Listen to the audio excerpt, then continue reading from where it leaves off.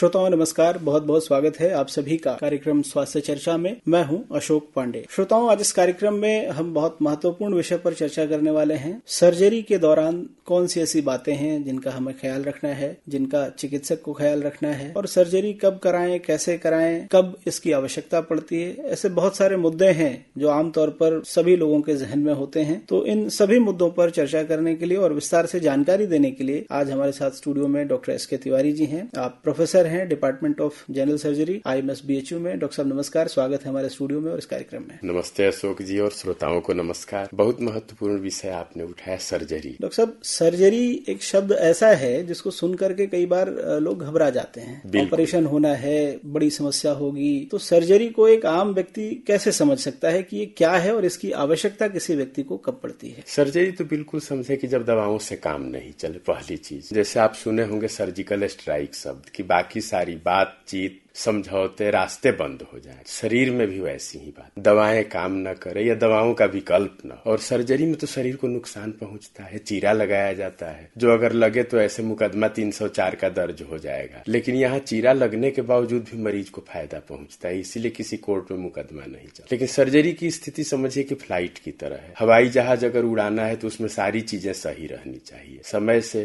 तो मरीज की तैयारी, उसके परिजनों की तैयारी और बातों को समझना कि आखिर सर्जरी क्यों आवश्यक है। जैसे तत्काल पेट में तेज दर्द हुआ, अंदर मवाद, गोला कुछ भी बन गया है, तो क्यों सर्जरी क्यों जरूरी है? आखिर कुछ जांच हो, पता चले बीमारी क्या है। कुछ मरीज खुद आकर कहते हैं डॉक्टर साहब पेट में बहुत दर्द है, सर्जरी कर दीजिए। तो ऐसा संभव नहीं है।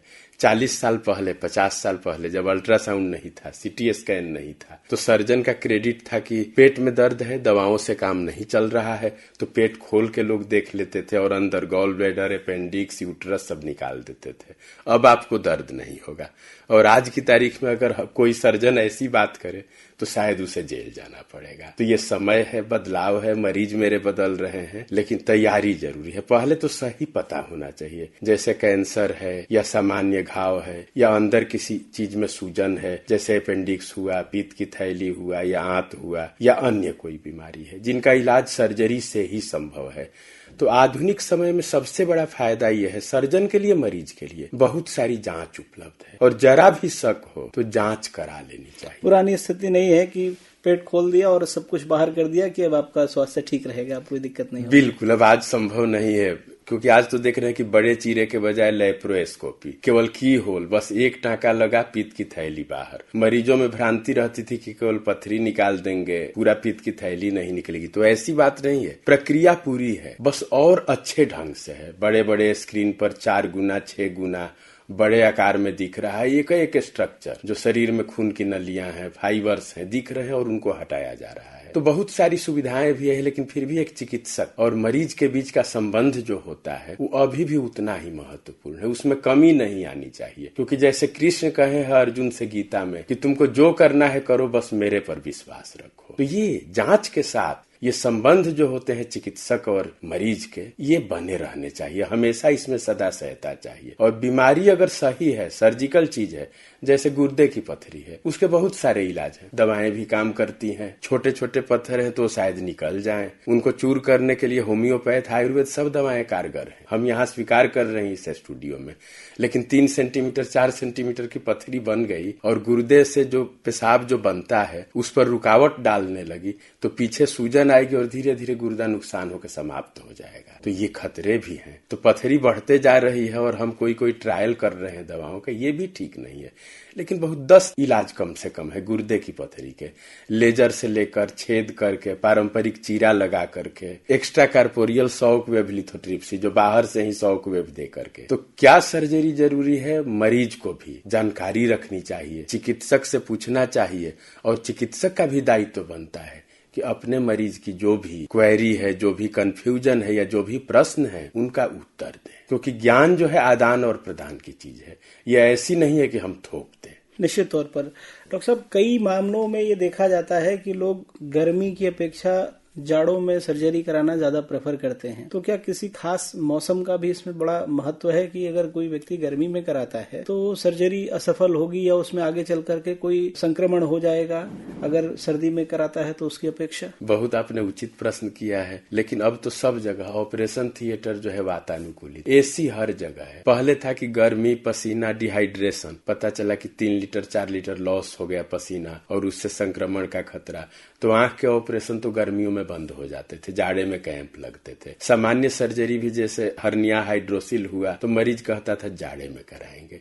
लेकिन अब ऐसी कोई इस तरह की भ्रांति या इस तरह की दुविधा या इस तरह की असुविधा नहीं है। मरीज के लिए सर्वसुलभ, जैसे अब सालों भर काम चल रहा है विकास का, उसी तरह सर्जरी भी चल रही है अपनी सुविधा के हिसाब से। जैसे बच्चों की छुट्टियां हो या खुद परीक्षा नहीं हो, सेवा में छुट्टी मिल पाए या घर पर जरूरी काम नहीं हो, तो रूटीन सर्जरी है जिसमें टाल सकते हैं कुछ दिन, उनको करा सकते हैं। लेकिन जो आकस्मिक सर्जरी जो आ गई, इमरजेंसी सर्जरी होती है, उसमें तो बिना विलंब उचित चिकित्सक से परामर्श कराकर तुरंत इलाज करा। डॉक्टर साहब, सर्जरी की स्थिति आने से पहले कोई भी चिकित्सक जब किसी मरीज की देखरेख करता है या मरीज चिकित्सक के पास परामर्श लेने के लिए जाता है तो वहाँ जांच बड़ी महत्वपूर्ण है कि उसको मरीज को समस्या क्या है, क्या रोग है और उसका उपाय क्या है, क्योंकि सर्जरी तो बाद की एक पद्धति है, उसके पहले उस बीमारी को ठीक किया जा सकता है कि नहीं।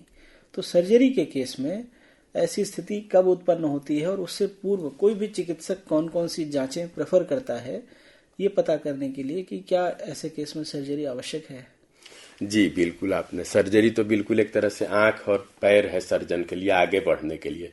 अल्ट्रासाउंड से पथरी देख लेते हैं, कहीं ट्यूमर या कैंसर है तो सीटी स्कैन से देख लेते हैं कि आखिर इसको सर्जरी से पूरी तरह निकाल सकते हैं कि नहीं, क्योंकि निकलने की संभावना नहीं है तो फिर सर्जरी बेकार है। तो जांच की बहुत अहमियत है, लेकिन वह सर्जन के विवेक पर निर्भर करता है। जांचें कई तरह की है, जिसे बाजार में कई गाड़ियां हैं, लेकिन क्या हमारे काम की है। तो अल्ट्रासाउंड तो एक प्राथमिक जांच होती है जिससे पथरी, सूजन, बहुत सारी चीजें पता चलती है। लेकिन सीटी स्कैन से जो है क्या स्ट्रक्चर्स है अंदर, और कोई भी ट्यूमर या कोई भी ग्लैंड इन्फेक्टेड है या कोई कैंसर है तो कहां तक इसका प्रसार है, तो उससे मदद मिलती है कि सर्जरी होगी कि कीमोथेरेपी होगी कि रेडियोथेरेपी होगी, जिसे स्टेजिंग कहते हैं। लोग कहते हैं कि प्राथमिक चरण में है कि अंतिम चरण में है कैंसर, तो ये बहुत जरूरी है। और दूसरी चीज है कि किस तरह का अंदर विकृति है। जैसे कैंसर है तो उसमें से सेल्स और टिश्यू निकालकर, जिसको एफएनएसी या बायोप्सी कहते हैं, एक बार जब आश्वस्त हो जाता है, कंफर्मेशन हो जाता है, तभी उस अंग को निकाला जा सकता है या उस हिस्से को। तो कैंसर की सर्जरी के लिए तो किस तरह की कोशिकाएं हैं, क्या वास्तव में वे कैंसर हो चुकी हैं, तो बिना उसके हम सर्जरी नहीं कर सकते हैं। और बिना पथरी दिखे अल्ट्रासाउंड में अंदाज पर नहीं होता है। तो अहमियत बिल्कुल है, और यह है कि उसका इस्तेमाल सर्जन के विवेक पर, और जांच की मशीनें अच्छी होनी चाहिए, सेंटर्स विश्वसनीय होने चाहिए, और ये विश्वास का रिश्ता, लेकिन साधन का इस्तेमाल जरूर होना चाहिए। कई बार मरीजों को ऐसा लगता है कि नहीं, डॉक्टर साहब ने जो जांच लिख दी है वो तो ऐसे ही लिख दी है, रुक जाते हैं, इसको नहीं कराते हैं, या इससे जांच से क्या ही फर्क पड़ जाएगा। तो इस तरह की जो भ्रांतियां हैं मरीजों में या टालने की जो प्रवृत्ति है वो कितनी खतरनाक है? देखिए, सर्जन के लिए या चिकित्सक के लिए जीवन बहुत महत्वपूर्ण है। अगर किसी का जीवन 1 साल भी बढ़ा तो बहुत बड़ी बात होगी। तो 100 मरीज में हम जांच कराए और 1 मरीज में भी निकल गई गड़बड़ी, तो उसको तो पूरा नुकसान हो गया। जैसे फायर फाइटिंग सिस्टम है, अग्निशमन यंत्र हर जगह लग रहा है, जबकि बहुत जगह हो सकता है कि 1000 साल में भी आग न लगे। तो शरीर के लिए जब सुविधा उपलब्ध है तो क्यों नहीं इस्तेमाल हो। शरीर माध्यम खलु धर्म साधनम, हर आदमी सुरक्षित रहे, स्वस्थ रहे और सुखी रहे। तो इस मूल मंत्र में जांच की कोई अहमियत नहीं है। जांच होनी चाहिए, पर सर्जन के विवेक पर होनी चाहिए और मरीज को विश्वास होना और ऐसा भरोसा रखना चाहिए कि अगर चिकित्सक ने परामर्श दिया है बिल्कुल तो उस पर हम भरोसा करें। बिना भरोसा के तो कुछ भी संभव नहीं है। इसलिए चिकित्सक और मरीज का ये रिश्ता विश्वास का हमेशा रहना चाहिए। अच्छा डॉक्टर साहब, एक सामान्य व्यक्ति को अगर कहीं कोई फोड़ा हो रहा है या कहीं कोई घाव है, कहीं कोई ऐसी चोट है जिसमें उसको कुछ असामान्य से परिवर्तन दिख रहे हैं, तो क्या उसे सर्जन के पास जाकर के सलाह लेने की आवश्यकता है? कई बार होता क्या है कि हम ओवर द काउंटर कोई ड्रग, कोई दवा, कोई हमने क्रीम ले ली और उस पर लगा करके हम उसका इस्तेमाल कर रहे हैं कि इससे ठीक हो जाएगा, लेकिन जब उसमें बदलाव आ रहा है और लगातार वो स्थिति ठीक नहीं हो रही है, तो कब हमें चिकित्सक से परामर्श लेने की आवश्यकता है? और उस स्थिति को अगर हम कई दिनों तक दबाए रह जाते हैं या चिकित्सक से परामर्श नहीं लेते हैं, तो उसका जो सबसे बेकार स्वरूप है वो क्या हो सकता है? देखें, बहुत आपने सही कहा। कब जाना चाहिए, ये सबसे महत्वपूर्ण। तो शरीर खुद अपने आप को बता देता है हम ठीक नहीं है, हम पर ध्यान दें। 3 सप्ताह पार किया, कहीं घाव है, सूख नहीं रहा हो, कहीं मस्सा बन गया हो जो लगातार बढ़ रहा हो, उसका आकार बढ़ते जा रहा हो, देखने में विकृत लग रहा हो, तो 3 सप्ताह तक सारे दवाएं उपचार, क्योंकि पहला उपचार घरेलू उपचार या आसपास जो भी उपलब्ध है उसको लिया जाता है। लेकिन 3 सप्ताह में अगर कम होने के बजाय बढ़ता जाए तो बिल्कुल चिकित्सकीय परामर्श जरूरी है और जांच जरूरी है कि आखिर ये किस तरह की चीजें हैं। सामान्य संक्रमण से शरीर को ज्यादा खतरा नहीं रहता है, लेकिन जहां तक कैंसर जैसी चीजें हैं उनमें लगातार वृद्धि होती है और शरीर को बहुत तेजी से वे नुकसान पहुंचा सकती हैं। तो 3 सप्ताह का एक मानक है। ज्यादातर बीमारियां संक्रमण वाली 1 सप्ताह में धीरे धीरे कम हो जाती है। टाइफाइड फीवर ही 1 सप्ताह के बाद कम होना है। वायरल फीवर आजकल बहुत चला हुआ है कोविड के बाद, तो वायरल मतलब 1 सप्ताह, 3 दिन, 5 दिन, 7 दिन। तो याद रखें, सर्जरी में 3 सप्ताह में अगर कोई भी गांठ या कोई भी घाव सूख नहीं रहा हो बल्कि बढ़ रहा हो, सारे इलाज के बावजूद, तो एक सर्जन का परामर्श एकदम जरूरी हो जाता है। अच्छा, कई मरीजों में डॉक्टर साहब ऐसा भी देखने में आता है कि वो किसी विशेष चिकित्सक के पास गए, उन्होंने उनको दिखाया और डॉक्टर ने सजेस्ट किया कि भाई इसमें ऑपरेशन किया जाएगा और यही इसका एक विकल्प है। तो इस स्थिति में क्या किसी दूसरे चिकित्सक से भी परामर्श लेना उचित है या कहीं कोई दूसरी चिकित्सा पद्धति को भी ट्राई करना जरूरी है? क्या ऐसे में उसको करना चाहिए? ये बिल्कुल, देखिए, ऐसा है कि जरा भी मन में दुविधा लगे तो सेकेंड ओपिनियन कहा जाता है, दूसरी राय बहुत जरूरी है। और कई बार मरीज भी कहते हैं कि तुरंत ऑपरेशन कर दीजिए, लेकिन चिकित्सक की दक्षता और कार्यकुशलता है, वो देखना चाहेगा। जैसे ट्रैफिक जाम की अगर स्थिति है और आप कहिए कि नहीं हमको 2 मिनट में कैंट पहुंचा दीजिए आकाशवाणी से, तो ये संभव नहीं है। तो शरीर में अगर विकार है या दिक्कत है तो ऑपरेशन रुक कर भी किया जाता है कि नहीं, जब सिचुएशन थोड़ी ठीक हो जाए दवाओं से तब करें। कभी कभी तुरंत करना होता है। तो दूसरा चिकित्सकीय परामर्श भी बिल्कुल ले सकते हैं, जांच करा सकते हैं, क्योंकि चिकित्सक के साथ जांच और खुद अध्ययन भी कर सकते हैं। लेकिन खुद इलाज की हम राय नहीं देंगे क्योंकि वह सबसे खतरनाक चीज है। अच्छा, जब कोई व्यक्ति चिकित्सक के पास सर्जरी के लिए जाता है तो उस दौरान बहुत महत्वपूर्ण होता है कि सर्जरी के दौरान तो चिकित्सक की जिम्मेदारी है कि वो क्या करते हैं, कैसे ठीक करते हैं, क्या पद्धति अपनाते हैं, लेकिन चिकित्सक के पास सर्जरी के लिए जाने से पूर्व की तैयारियां जो हैं वो किसी मरीज के लिए या उसके परिजनों के लिए किस तरह की होनी चाहिए? 2-3 चीज तो बेहद जरूरी है। जैसे तनाव मुक्त रहे सर्जरी में, यह न सोचे कि हम बचेंगे नहीं, ये बहुत बड़ी समस्या करता है। ब्लड प्रेशर बढ़ जाएगा, सर्जरी में दिक्कत हो जाएगी। तो शांत मन से, स्वस्थ चित्त से और संयमित होकर जाएं जहां तक। और सादा भोजन, ये नहीं कि बहुत ज्यादा तली हुई चीजें खा ले कि पता नहीं ऑपरेशन के बाद बचेंगे कि नहीं, ये सब भ्रांतियां हटा देनी चाहिए। और परिजनों को भी चाहिए कि मरीज के लिए सहृदय व्यवहार रखें, उनको न तनाव में आने दें न बहुत। और भोजन का जहां तक प्रश्न है तो बेहोशी जहां दी जाती है उसमें जनरली 6 घंटे पहले जो है कुछ भी खाना मना रहता है। 2 घंटा पहले तक पानी पिया जा सकता है क्योंकि पानी जो है आंतों में जल्दी पास कर जाता है।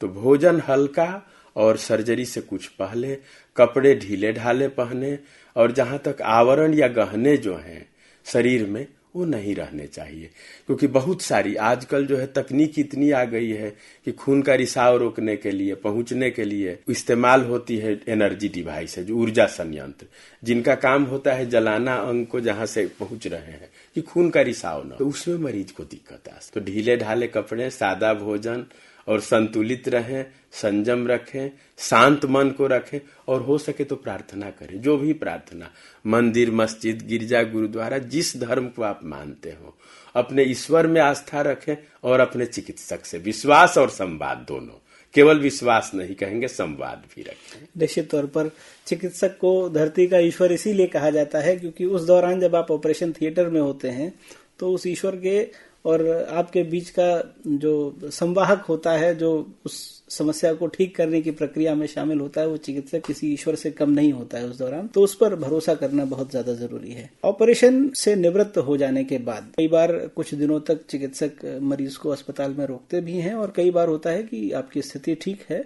और अब आप घर जा सकते हैं। तो घर जाने वाली स्थिति में जब मरीज अस्पताल से छुट्टी लेकर घर चला गया, तो उस दौरान उसकी देखभाल बहुत महत्वपूर्ण होती है, और उसमें परिजनों का ध्यान देना बहुत आवश्यक होता है कि जो दवा बताई गई है, जिस तरीके से बताई गई है, वो मरीज को उस तरह से मिले। तो चिकित्सक के द्वारा जब मरीज को छोड़ दिया जाता है घर जाने के लिए, उस दौरान कौन कौन सी बातें प्रमुख तौर पर ध्यान देने वाली हैं? घर जाने पर सबसे महत्वपूर्ण है कि समस्या अगर बढ़े, दर्द बढ़े, उल्टी लगातार हो, तो तुरंत चिकित्सकीय परामर्श करें। दवाएं नियमित रूप से ले, लेकिन शरीर खुद बता देगा। ऑपरेशन के बाद भी दिक्कतें हो सकती है, होती है, ये मानना पड़ेगा। ऐसा नहीं है कि संभव नहीं है कि न हो, तो शरीर खुद बता देगा। जरा भी अगर बुखार हो आ जाए, उल्टी लगातार होती रहे या दर्द बढ़ जाए, तो बिल्कुल चिकित्सकीय परामर्श करें। दवाएं समय से लें, भोजन सादा करें, जोर न लगाएं किसी में कार्य में, और झटके से उठे बैठे नहीं, पैदल चल सकते हैं। ज्यादा जितना चलेंगे उतना सर्जरी के बाद रिकवरी में आसानी होगी। गहरी गहरी सांस लें ताकि फेफड़े मजबूत रहे। बस ध्यान दें, भारी वजन न उठाएं, झटके से उठे बैठे नहीं, और दवाओं का नियमित सेवन करें, और एक बार में भोजन ज्यादा न करें। पानी ज्यादा जितना लेंगे उतना शरीर के लिए अच्छा रहेगा। हर आधे घंटे 1 घंटे पर 250 ml ले सकते हैं। कई बार होता है कि जिस जगह पर चिकित्सक ने ऑपरेशन किया है, वहां उन टांकों से किसी तरह का पस आने लगता है, या ऑपरेशन के बाद की स्थिति में कई बार दर्द उठता है। तो उस स्थिति में क्या करना चाहिए? मरीज कई बार बहुत घबरा जाता है कि अब डॉक्टर साहब तो बड़ी दूर बैठे हैं और अब हम घर आ गए हैं, तो ऐसी स्थिति में अब हम क्या करें? बिल्कुल, ये हो सकता है। जिनको गांव की भाषा में सामान्य बोलचाल में टांके का पकना कहते हैं, मवाद आना। सर्जिकल साइट इन्फेक्शन एक होता है कि जहां पर सर्जरी हुई है वहां संक्रमण हो गया है, दिक्कतें आ सकती है। तो इस स्थिति में बिल्कुल न घबराएं। एक तो पट्टी जो है उसको गीली न रहे, अगल बगल जो भी चिकित्सकीय परामर्श रहे, अगर मवाद से भींग जाए या पानी से भींग जाए, जिसको सिरोमा कहते हैं, सिरोमा ब्लड या पस, ये 3 ही चीजें होती है। या तो खून आ सकता है, या मवाद आ सकता है, या सीरस पानी जैसा आ सकता। पट्टी गीली न रखें क्योंकि वो और संक्रमण को बढ़ाएगा। अगर टांके से आ रहा है मवाद और आप अस्पताल जाने की स्थिति में नहीं है, तो पेट के बल या करवट लेटें कि जो भी संक्रमण है वो जल्दी शरीर से बाहर आ जाए।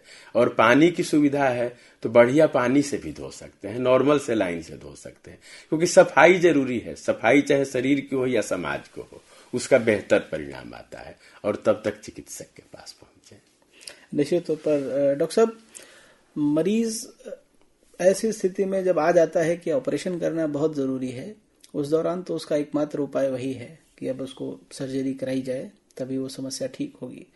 ऐसी स्थितियां उत्पन्न न हो, हम स्वस्थ रहें और हमारे स्वास्थ्य में ऐसा कोई विकार न आने पाए कि आगे चल करके भविष्य में हमें किसी प्रकार की दवाइयां या सर्जरी की आवश्यकता पड़े। इसके लिए एक व्यक्ति को स्वस्थ रहने के लिए क्या क्या उपाय करने चाहिए? देखिए, ये तो सर्जरी के सामान्य हो गए, कैसे बचा जाए। तो देखिए, संयम और संतुलन, ये दोनों चीजें जीवन में बनाए रखना। गौतम बुद्ध यहाँ उन्होंने उपदेश दिया, तो प्रतिदिन 10,000 कदम चले। पैदल चलना तो बहुत जरूरी है, क्योंकि शरीर में बहुत ही अच्छे न्यूरोट्रांसमीटर्स रिलीज होते हैं जो शरीर को बिल्कुल एक्टिव कर देते हैं। कोई आदमी 2 किलोमीटर चले, शरीर में ऊर्जा का महसूस होता है। चले ज्यादा, पानी ज्यादा पिए, खाना कम खाएं, रात का खाना जल्दी खाएं। 12 से 14 घंटे की अगर फास्टिंग हो जाए रात और सुबह के बीच, अगर 8 बजे खाना खा रहे हैं रात में तो बेहतर है। 6 बजे संभव नहीं है, वो आदर्श स्थिति है, लेकिन कार्य को देखते हुए कोई ऑफिस में ही 6 बजे तक है तो 8 बजे तक भोजन कर, लेकिन 12 घंटे का कम से कम, सुबह 8 बजे तक। और पानी कोशिश करें कि हर आधे घंटे पर 1 गिलास, चाहे ऑफिस में हो या कार्य में हो। और रात में सोने के बाद पानी न ले, वो शरीर के लिए ठीक, क्योंकि 10 बजे 12 बजे कुछ लोगों को आदत होती है 1-2 बजे रात में पीते हैं। ये हाँ, नींद से उठे और एक आध बार टॉयलेट गए तो बीच में फिर से उन्होंने पानी का सेवन कर लिया, ये जरूरत नहीं पड़ती है, शरीर के लिए बहुत फायदेमंद है।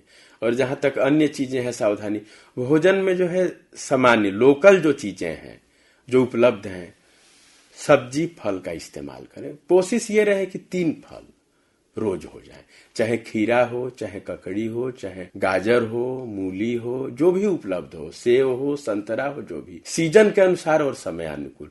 ऐसा नहीं है कि 500 रुपए फल ज्यादा फायदे करेंगे, उससे आदमी अमर हो जाएगा, लेकिन भोजन में फल और सब्जी का पर्याप्त इस्तेमाल, मौसमी फलों का इस्तेमाल होना चाहिए। बिल्कुल। निश्चित तौर पर डॉक्टर साहब आप आए, आपने समय दिया, हमारे श्रोताओं को सर्जरी जैसे महत्वपूर्ण विषय से रूबरू कराया। क्या क्या बातें हमें ध्यान रखनी चाहिए सर्जरी के पहले और उसके बाद हमें किन बातों पर ध्यान देने की आवश्यकता है, इस बारे में आपने हमारे श्रोताओं को जानकारी दी। आपने समय दिया, आपको बहुत बहुत धन्यवाद। जी नमस्कार।